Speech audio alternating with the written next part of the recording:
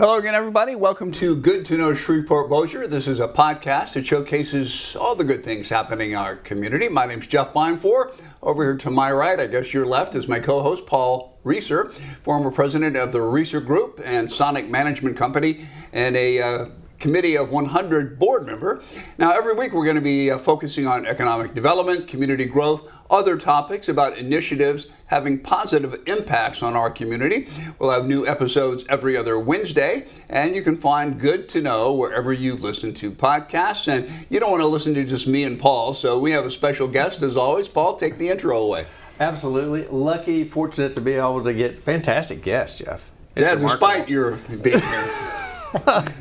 But today, no exception, we have Stacy Brown, and she is president of the Shreveport-Bossier Tourist Bureau of Convention and Tourism. We try to make it a tongue but twister. You do it all. And you've been doing it like I've known you a long time, and you've been doing this for a very long time. You're graduated Stephen F. Austin in marketing, business marketing, and did marketing things, but you've been with the convention, the Shreveport Convention Tourism Bureau for 28 years? Yes. So you know it. I mean, you must have started at the bottom and now you're the president. So what has kept you at the Tourist Bureau for this long? You know, it's constant change. I love change. I love to try new things. I love our community and growing our community, and that's really all that tourism is about, is that visit and getting someone to visit our community and taste all that it has to offer. So constant change has kept you in place. Yes. I love to always try new things, look at new ways to attract visitors, new ways to grow our local economy, how to help small businesses, because tourism is all about being that welcoming first visit. So a visitor may be someone that's coming here for a leisure trip, visit friends and family, go have fun, entertainment, casinos, might be an adult trip. But it may be someone who's looking to potentially relocate to our community, whether it's them personally or their business, or someone that's looking to retire. And so we're that first visit. And how do we get them here to our community? You print a book. That's right. That's right. Part of it Jeff's is holding up a book right now. I am. This is to the Shreveport-Bossier, Louisiana 2022 Official Visitor's Guide. What do they find in there? So in there, they'll find, first of all, stories about our community, because it really is that connection that people come for, not just a list of things to see and do. So it's got all that too, restaurants, attractions, all those things to see and do, places to stay while you're in our community. But it tells you the story of our neighborhoods and our people. And that's really why people come back again and again to our community. So there really is a lot of stuff to do in this community, but maybe you have to search for it a little bit, huh? That's right. And so we love to be that resource. So we have our main office is in downtown Shreveport, right on the corner of Spring and Crockett. We have a fantastic website that's actually in the process of being completely revamped. But it's got all those great assets. And then what's the website? It's www.shreveport-bossier.org. Can they Google that? Can they just They say can Google it, Shreveport Tourism, and it'll come up. And then if they want things to do, you can either get to that off our main website, or we have the SB Fun Guide. So sbfunguide.com. F-U-N? F-U-N. Yeah, he was thinking money. F-U-N. I was thinking fund. Yes, fun. Mine always Well, goes to the it money. does that too. Funds those jobs by getting people to our community. So whenever you're bored, there is no reason to be bored in our community, because there's always something going on. So that is a tremendous resource. Well, when I think of the Tourism Bureau, I think, okay, they're the ones that tell people about things happening in Shreveport. You try to bring people in to do things like just different events, but what does the Tourist Bureau, what do you do to actually, do you create the events, or do you just inform people about events? It's really a variety. And so Jeff, as you were mentioning, you know, I've been there 28 years, but what we do now is vastly different from what we did back when I started. In what way? Explain. So when I first came, it was all about just out of area marketing. So nobody in town really knew what we did, because all we did was market outside the area to bring in people. Conventions and stuff and bring them into town. Then we realized, hey, we really need to help our attractions and festivals and events to have local attendance too. Because if the locals don't attend, then it's not available for the visitor. And same with, Skyport, Aquarium. They need local visitors as well as out-of-town visitors. So we started doing a little bit more local marketing. Then we realized, hey, we also need to help develop our product. So one of the things we're doing right now is a destination master plan. It's kind of a 10-year strategic roadmap. Oh, wow. Looking at Shreveport-Bossier, Caddo and Bossier parishes through the eyes of the visitor. And how do we improve our community so it's better for a visitor, which, guess what, also makes it better for a local person. Sure, makes sense. So looking at that visitor economy and bringing those people into our community. The destination master plan. Yeah, so what are all these people that you're trying to get to come here, what are they looking for? People want to have an experience when they come to your community, and they want to get to know the locals. What do the locals do? Where do they go? Where do they eat? All those kinds of things. So really it's about connecting people with experiences. Are there things that are natural attractions, like sporting events, things like that? Absolutely. So people come here because of the great assets that we have, whether it's man-made or God-made. Yeah. So looking at those things like the rivers and the lakes, and those are tremendous assets for attracting sporting events and other things to our community. Yeah. So just last weekend we hosted the Bass Classic or Bass Championship. Yeah, those fishing tournaments are huge, aren't they? They are huge, and so one thing a lot of people don't realize is how many visitors we have coming into our community. So we have over 10,000 hotel rooms in our community. Wow. On any given night, 75% or more of those rooms are occupied. Really? By one or more people. That surprises me. So you think about that. So we have thousands and thousands of visitors in our community every day. Yeah, well, when I first came here, they had me staying in a hotel. I won't say which one. It was a nice place. But like during the week, the parking lot would be maybe half full, maybe. But on Friday night, boom, that thing was full. It was all these folks coming in to go to the casinos and stuff like that, I think. And so our occupancy has actually changed where it's more even throughout the week and the weekend. Still a peak on those weekends, a little bit higher, but weekdays are really filling up with more business travel, meetings, oil and gas industry, all of those kind of things coming into our community. Is that the pandemic easing up? Is that creating more of that business Definitely. travel? So after the pandemic, the first thing we saw coming back was more the leisure visitors. Okay. Those people who were ready to get out and about and experience things again. Sporting events were a huge part of bringing us back after the pandemic as well. But now we're seeing more business travel coming back again, and businesses sending their people out for meetings, conventions, as well as sales travel, all those kinds of things are picking up again. Well, I notice as I travel around this great country of ours, Arkansas, Mississippi, I get out. You're all over the place. Everywhere. Natchitoches. But when you visit places, a lot of times I'll ask people, oh, this is a huge, natural resource you have here. What is it like to visit? And the local people say, I've been here all my life and I haven't been there yet.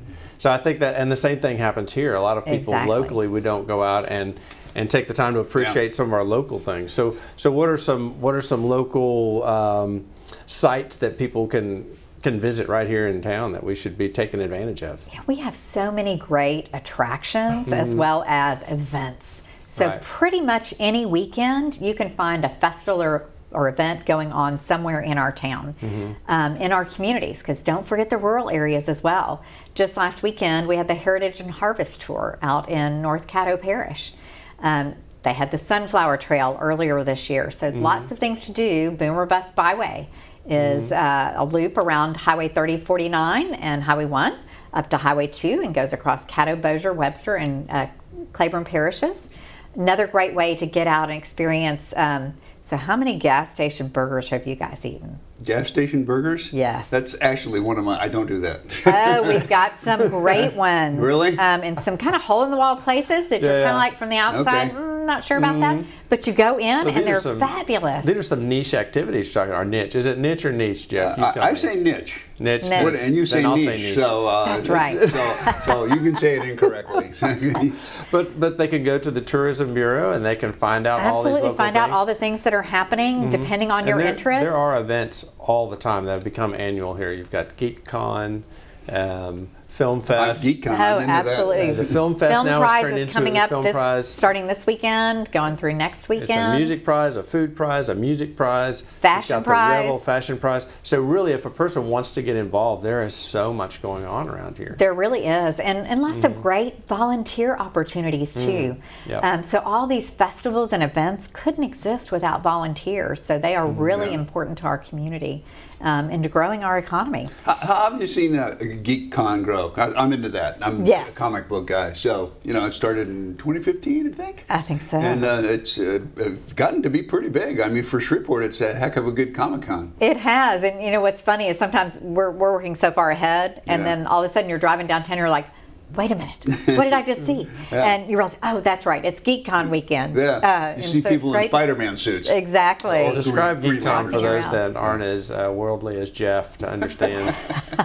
So it really is about the comic books and the characters and Yep. people being in character and just coming together and having a great time. It's like a 2-day convention Sharing at the their convention passion. center. Come dress up like your favorite superhero. Well, there's a lot of Yes. vendors. Lots of they vendors. sell all kinds of artwork and stuff like food. that, action figures and stuff. It's really, It's very really fun. neat. I mean, there's yeah. something, you have GeekCon and then you have the Mudbugs, a great hockey team. So, I mean, there really is a nice variety of things to do. Absolutely. And earlier you mentioned our natural assets. So part of what this Destination Master Plan is looking at, what are some of those natural assets that we have that we're not fully capitalizing on yet? And Right. so one of those is our rivers and our lakes. There really isn't a place you can just go rent a kayak, go rent a boat. So how do we provide that access? Maybe it's incentivizing some small businesses to start up and helping them to navigate those waters and developing their clientele. So lots of great things happening in our community. So how does that begin to develop? What kind of incentives are you talking about? So that sounds like a great idea. Kayaking in the bayou, coming right up to the convention center, or maybe over toward the Bass Pro or whatever. Absolutely, How does that 12 Mile begin to Bayou is a develop? great Yeah, place. 12 Mile So Bayou. that's part of what we're exploring with this Destination Master Plan. Is that's definitely a need in our community. If you don't have your own boat, it's hard to get out there. And so how do we do that? Maybe working with the EAP, Entrepreneurial Accelerator Program, to help them work on a business plan. Working with the Tourist Bureau to possibly have some startup grants and some marketing grants. Kind of all of us coming together and see how do we make this happen. What are your thoughts on the talk about making a park over the river, the Jimmy Davis Bridge, I guess the old bridge, and having that become a park? I think it's cool. I think it's a great opportunity to further connect our two areas. I was listening a little bit of your podcast with Justin Dixon, and he had mentioned, people from outside this community, they don't see Shreveport and Bossier, they see one community. And that's what they want to experience, is one unified community. So that's another opportunity for us to connect those two. And we have a lot of people who love to go down the parkways and those great trails, but there's no really good way connecting them. And so this would be a great opportunity to do that. Would that be something that would become a really kind of a cool marketing tool for your organization? Definitely. There are some really cool linear parks out there. Yeah. And so this would be an opportunity for us to do something that's very unique to our community. All right. So, go ahead. Well, when you talk about working on this destination master plan, I know you brought in a lot of local people. You had some town hall meetings. What are some things that you heard from the citizens, people that they want to do, and what are some of the challenges that are keeping that from developing? Absolutely. So with the Destination Master Plan and also working on a community brand, we have done one-on-one interviews, focus groups, we've done some town hall meetings, we did a resident sentiment survey. So literally getting thousands of people involved in this to represent our community and say, really a brand is much more than a logo. It's an expression of who we are as a community and what are those beliefs that we all hold true. So kind of discovering that and how do we express that to others. with the master plan, so we're working with the cities, the parishes, the chambers, other lead economic development groups, and all of those to really see what are those needs for our community. So some of the things they've talked about are absolutely the outdoors and how do we connect better to the outdoors. Downtown, Shreveport and Bossier, how do we improve those and better connect them and make it easier to go back and forth between the two? We've got some great little islands. How do we connect those? You know, is it transportation? Is it e-bikes? Is it a shuttle? Is it, you know, a combination of those kinds of things to get people moving around in our community?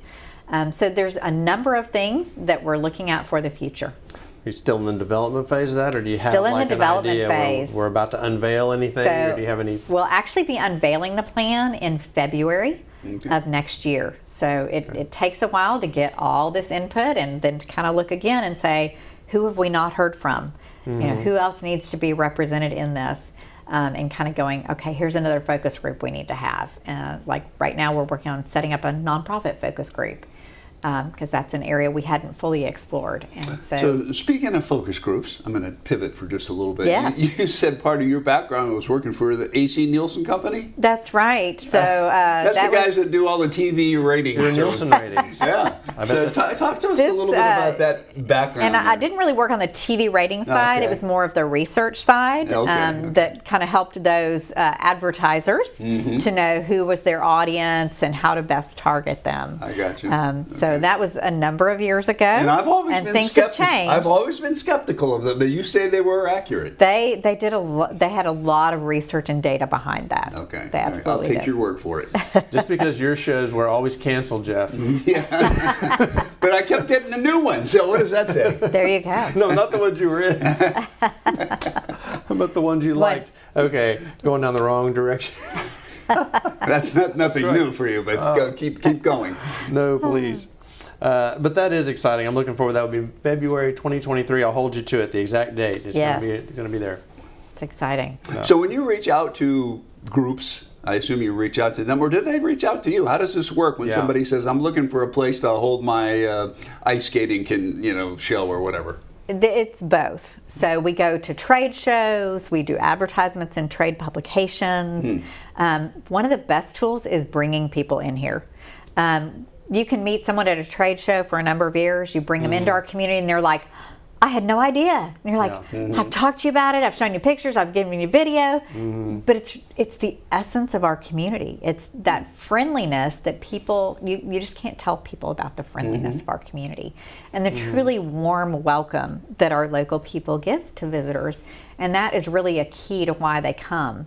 Also looking at bringing in travel writers.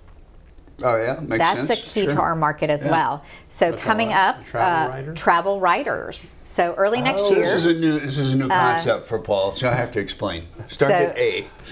It's not an economics So we have book. the Society of American Travel Writers bringing in their Central States chapter meetings. So we'll have travel writers coming into our community. So they come in and then they write about They what a write cool about place it. is. They right? write about their Yes. travels. So whether I'm catching on. Very good. And that's a Exactly. good marketing tool. See, Paul? See, And They're that's going so to all. blog, though. They're going to we have to magnify our budget, and part of that is through that earned media. And how do we get that? And part of it's by highlighting things like our chefs.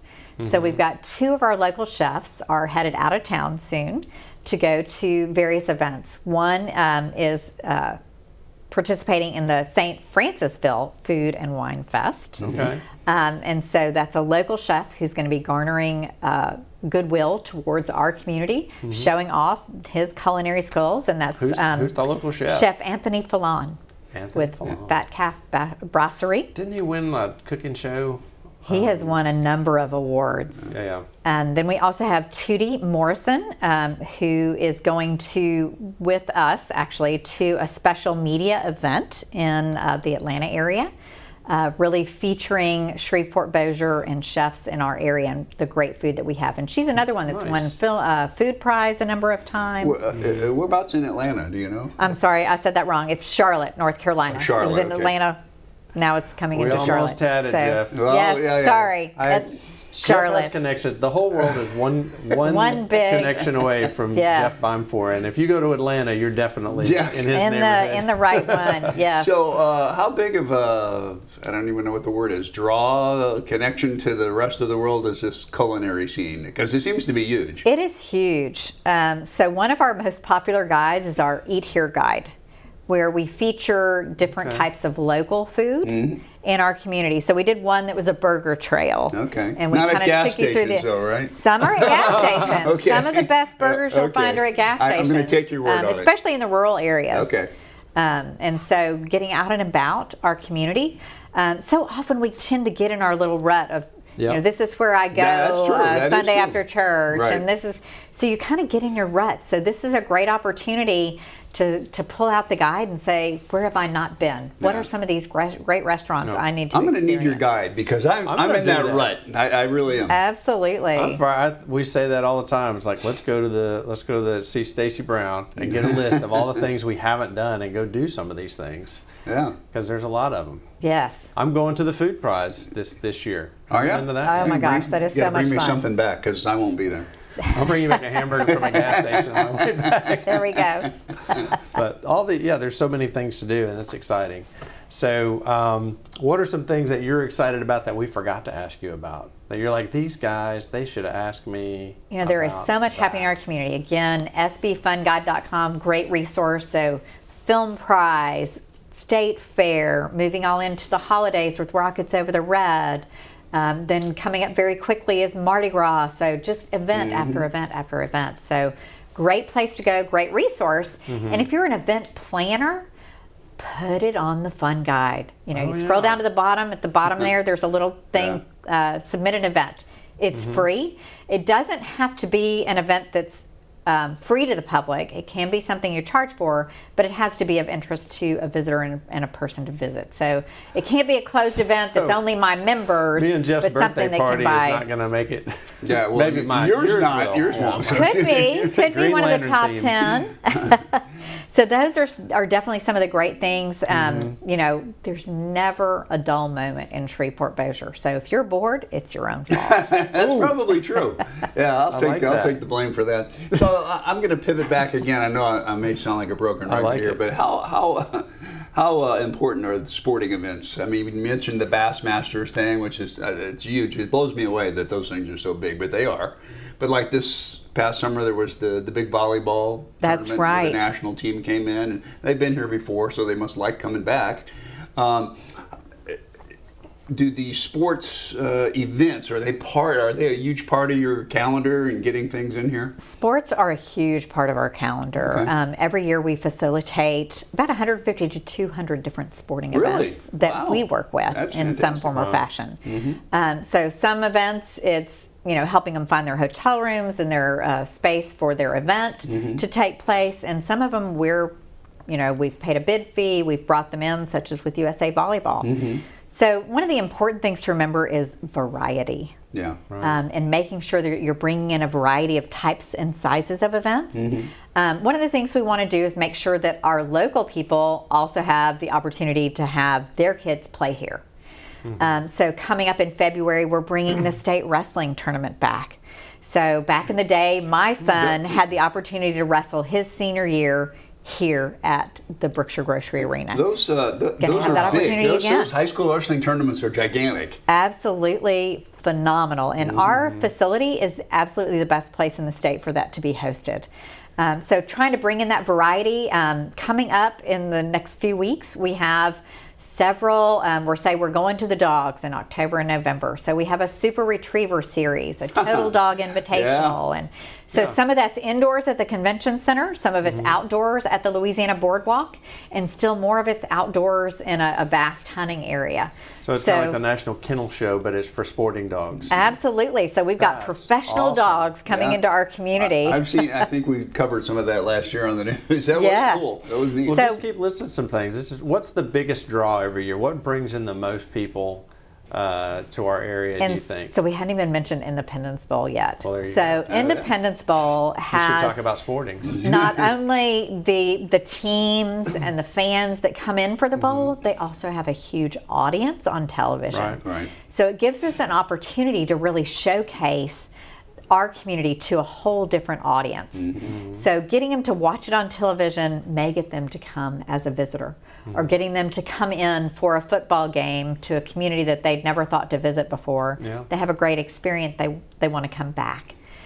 So that's one of our great events. Mardi Gras is huge for our community, and our community has done a great job of spreading out those events. So people can come to the things happening in January, all the balls and the coronations, and things coming up leading up to the actual parades. Yeah. You can participate in a number of the parades. Oh, yeah. Get People your love group that together Mardi and Gras be in the Highland Parade, or you know, one of the others, the crew of Barkus and Meow.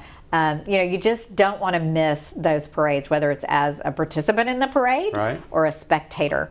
And it's a great time for us to bring in visitors. So we actually have a tent at the start of the parade for the crew of Centaur and the crew of Gemini.